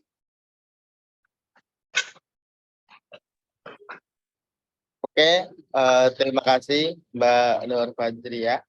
Saya ada beberapa pertanyaan yang luar biasa nih yang pengen saya tanggapi ya. Yang pertama, bagaimana sih cara strategis dalam menghadapi tantangan dan harapan Gen Z khususnya di wilayah Indonesia Timur? Sebenarnya banyak berbagai cara, strategi, metode, dan lain sebagainya untuk kita bisa berkontribusi nih secara aktif, secara langsung untuk kita bisa berperan dalam kemajuan daerah atau bangsa Indonesia, yaitu kita bisa sampaikan informasi atau message kepada masyarakat atau khalayak umum tentang bagaimana sih kita sebagai anak muda dengan punya bekal yang cukup untuk bisa membantu memberdayakan warga sekitar, bisa memberdayakan masyarakat secara luas, kita bisa memberikan informasi, edukasi terhadap masyarakat dan juga pemerintah-pemerintah yang ada di daerah. Tapi ini juga sebenarnya harus ditangkap juga. Izin untuk semua bapak dan ibu yang ada di sini. Kadang generasi baby boomers, generasi sebelum-sebelum kita ini kadang merasa kita ini seperti anak kecil. Kita ini seperti anak kemarin sore. Karena ada beberapa kasus ini terjadi dalam pengalaman di diri saya ya. Jadi beberapa tahun, sekitar 3-4 tahun kemarin, saya mencoba untuk memberikan masukan dan saran terhadap pemerintah yang ada di Kabupaten Cilacap, daerah tempat tinggal saya, daerah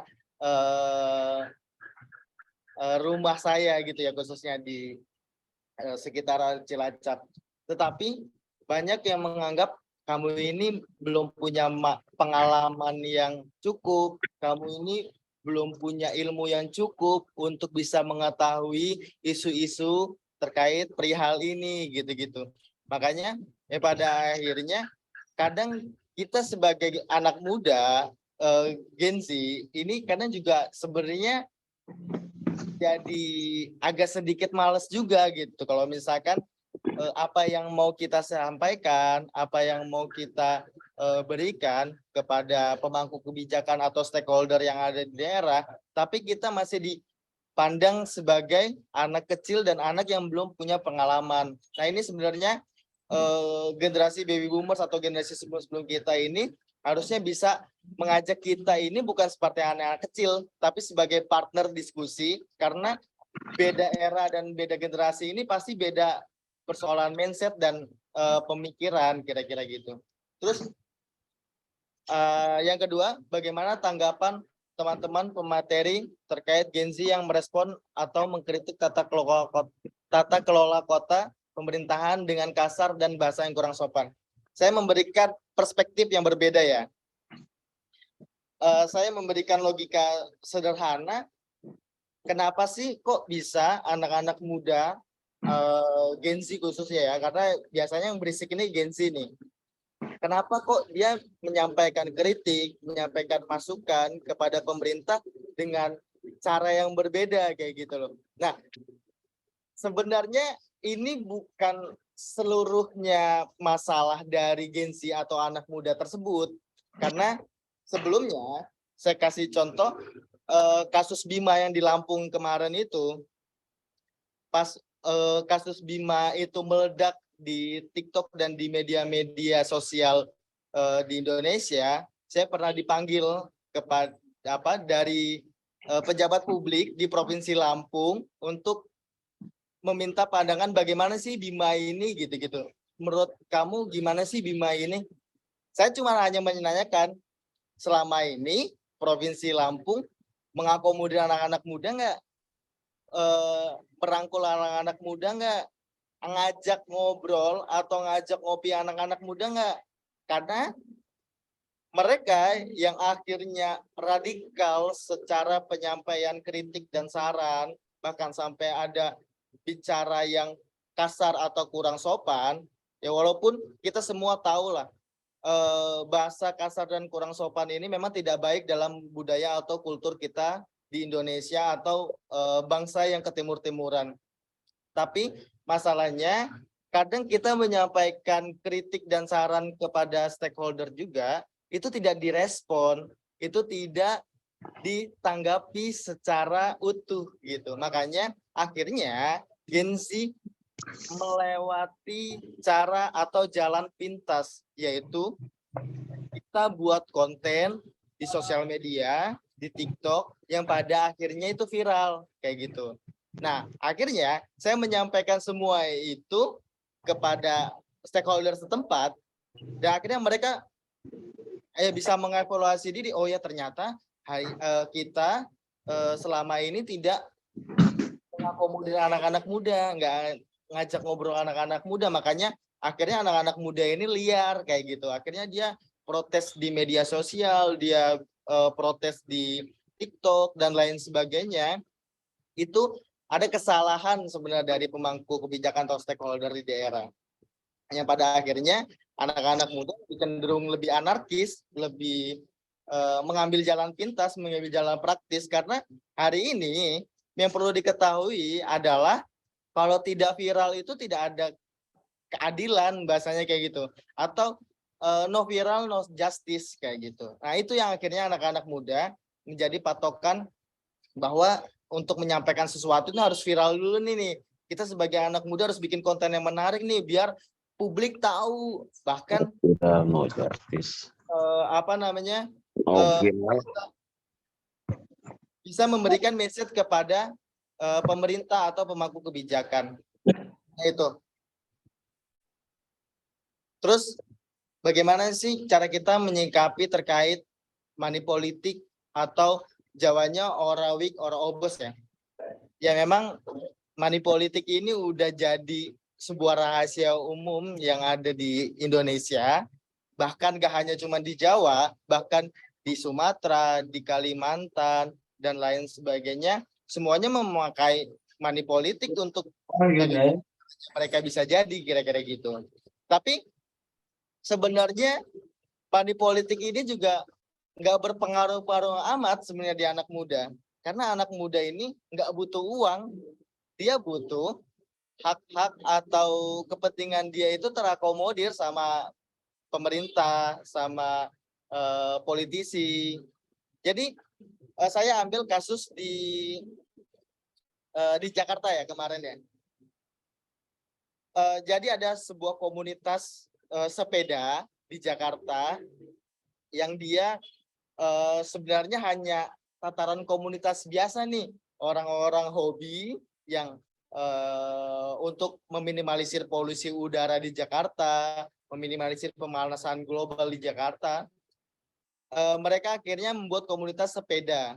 Nah, komunitas sepeda karena di Jakarta sebelumnya belum diakomodir, akhirnya mereka nih masuk kepada pemerintah, memberikan masukan bahwa untuk mengatasi macet di Jakarta ini, kita harus meminimalisir kendaraan-kendaraan bermotor, kendaraan-kendaraan bermobil, untuk kita bisa mengkampanyekan pola hidup sehat kepada masyarakat di Jakarta, yaitu dengan salah satunya bersepeda ataupun jalan kaki di setiap kita mau beraktivitas. Akhirnya teman-teman komunitas sepeda ini mengusulkan nih jalan khusus untuk pesepeda.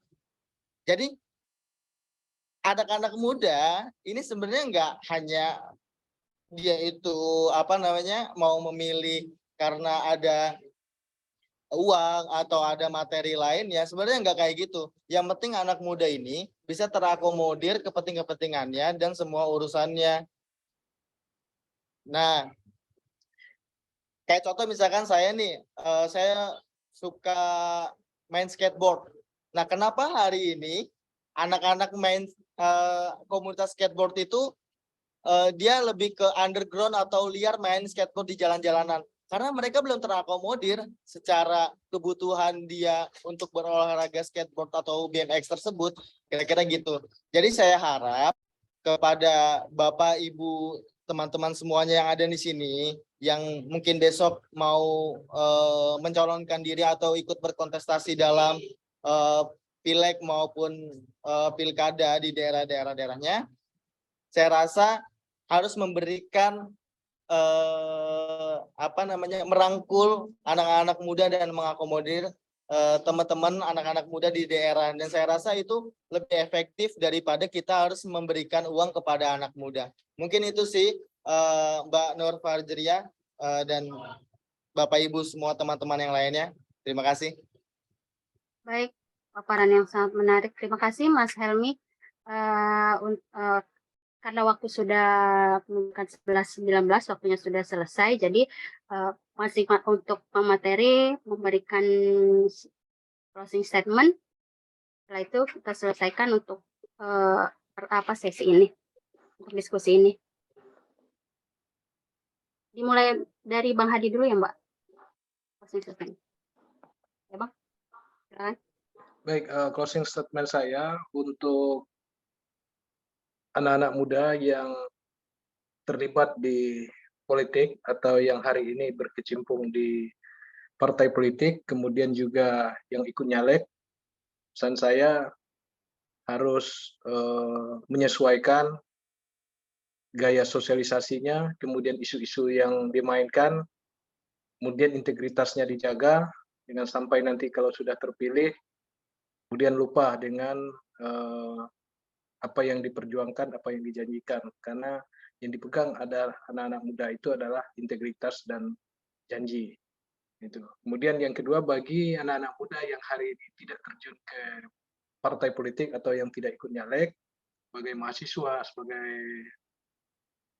yang bergerak di bidang bisnis misalnya, harus memberikan perhatian terhadap politik dari sisi yang lain, yaitu memberikan pengawasan untuk masyarakat atau memberikan pendidikan, memberikan pengawasan terkait terjadinya politik uang, kemudian atau memberikan pendidikan politik dengan kegiatan sosialisasi pemilih-pemilih cerdas di banyak tempat, itu salah satu bentuk keterlibatan Anda untuk menjaga bangsa ini untuk tetap memberikan demokrasi yang baik ke depannya.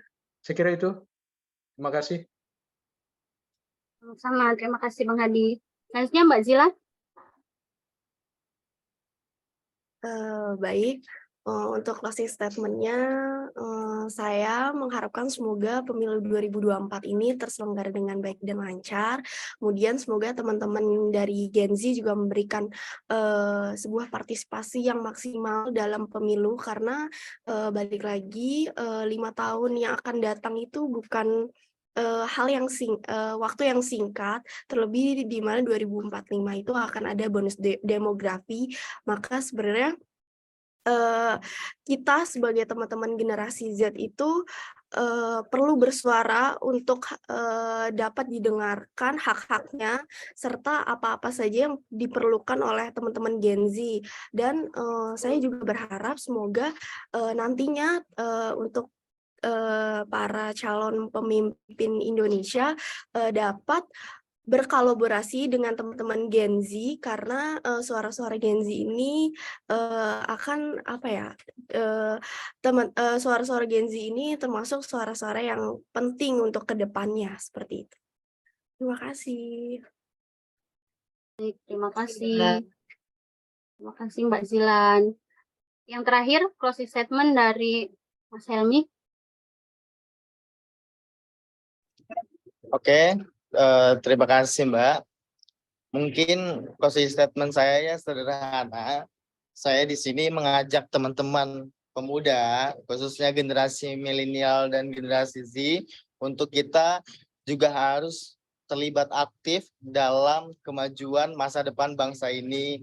Kita juga harus bisa mengawal proses-proses kontestasi politik yang nantinya akan hadir di tengah-tengah kita, dan agar kita bisa menciptakan pemilu yang berkualitas, jujur dan adil.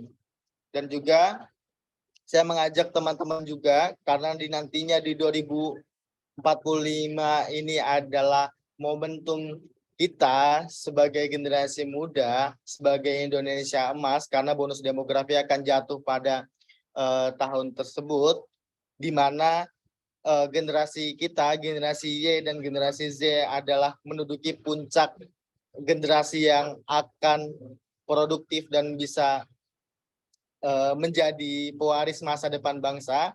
Saya minta untuk teman-teman pemuda bisa berkontribusi, bisa progresi, bisa memberikan masukan, dan juga bisa memasukkan saran-saran yang membangun untuk masa depan bangsa Indonesia. Dan juga pesan saya untuk nantinya mungkin Bapak, Ibu, saudara-saudara, abang dan mbak semua yang ada di sini nantinya akan maju berkontestasi dalam pileg maupun pilkada yang nanti akan maju di daerah-daerahnya masing-masing.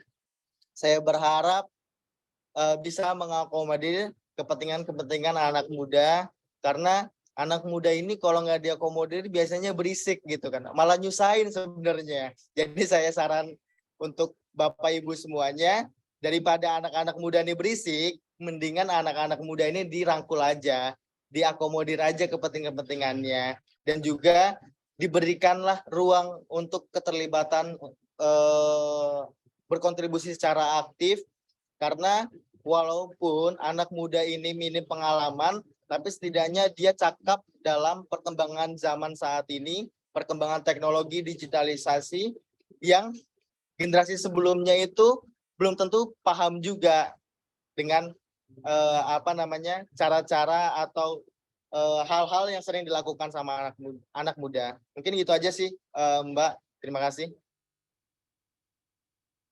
Ya, terima kasih Mas. Mbak, ini langsung tutup ya. Saya ambil kesimpulan dulu. Mbak Indah, ada yang mau ditambahin? Masih di mute, Mbak? Iya, saya cuma menyampaikan terima kasih banyak pada narasumber Bang Hadi, Mas Giovanni, dan juga Mbak Zilan, serta abang-abang semua nih sama Yunda dan juga rekan-rekan. Ada Bang Awil, halo Bang. Bang Awil, Bang Mustadin, juga ada dari teman-teman di Cilacap dan Banyumas. Ada Kahmi Cilacap, Banyumas juga Mbak Rohmah. Halo Mbak Rohmah. Maaf, terlambat. Oh ya, nggak apa-apa Mbak. Ada Mas Kasiono juga, teman-teman organisasi. Wah, Pak Sahlan ini pegiat komunitas di Pecangakan, Kroya ini. Punya banyak sapi dan kambing ya Mas ya. Pertanian. Sekali lagi terima kasih banyak. Ini menjadi spirit kita bersama tentunya untuk kita bisa berkiprah lebih baik lagi untuk Indonesia. Mas Suyatmin, Jawa Timur. Ya. Terima kasih sekali lagi. Silakan Mbak Nur Fajriah. Ya, jadi menarik. Terima kasih untuk ketiga narasumber yang paparan yang luar biasa ini terkait ada keterwakilan dari Gen Z. Jadi dari kesimpulan yang bisa diambil dari diskusi kita hari ini, bahwasanya peran Gen Z ini isunya diperjuangkan tentang isu-isu keadilan sosial, kemudian hak asasi manusia, kesetaraan gender, pendidikan, dan sebagainya. Jadi abang-abang dan yunda-yunda yang berkecimpung di partai politik dan lain sebagainya itu tolong diperhatikan terkait yang dibutuhkan oleh generasi Z dan generasi Y. Gitu. Jadi ternyata selain itu generasi Y juga selain mereka fokus terhadap isu-isu yang mereka ingin perjuangkan dengan literasi media sosialnya dengan TikTok dan lain sebagainya, jangan lupa juga yang diutamakan integritas, kejujuran, disiplin yang paling utama. Jadi mungkin itu kesimpulan yang bisa saya ambil karena tadi diskusinya lumayan menarik dan saya apresiasi kepada ketiga narasumber. Terima kasih semuanya, Bang Hadi, Mbak Zilan dan Mas Giovanni atas ilmunya dan atas sharingnya bersama kami semua. Sehat-sehat selalu dan untuk peserta Zoom sehat semuanya. Jangan lupa absennya, ada sertifikat dan lain sebagainya. Mungkin itu. Billahi taufiq wal hidayah. Assalamualaikum warahmatullahi wabarakatuh. Waalaikumsalam. Waalaikumsalam warahmatullahi wabarakatuh. Terima Terima kasih semuanya dari Medan, Muslim, ada Umi. Terima kasih Mbak Endah. Terima kasih, Mbak. Terima kasih Mbak Endah. Terima kasih Mbak Enda. Terima kasih, Mbak. Ada Yunda semua. Helmi ya, Mbak Zilan. Makasih Yunda Eci. Iya, Pohan dosen di mana kamu Pohan? Di Barus Yunda, di Barus. Barus Tengah. Eci, makasih. Makasih Bang Awil. Makasih Nung. Tua. Ya Allah Kak Umi. Kirain siapa? Lupa. Ya, Bang. Siap, Ketua. Kak Eva, makasih Kak Eva keluar ya. Pamit ya Kak. Pamit ya Nung. Iya Kakak ya, makasih. Saputra, Pak Ketua ini, yo. Hendra. Anaknya minta status tadi lo. Izin live ya. Ya, terima kasih. Terima kasih Semuanya, abang-abang, Yunda. Sehat-sehat selalu Makasih. semuanya. Di estetika. Izin live.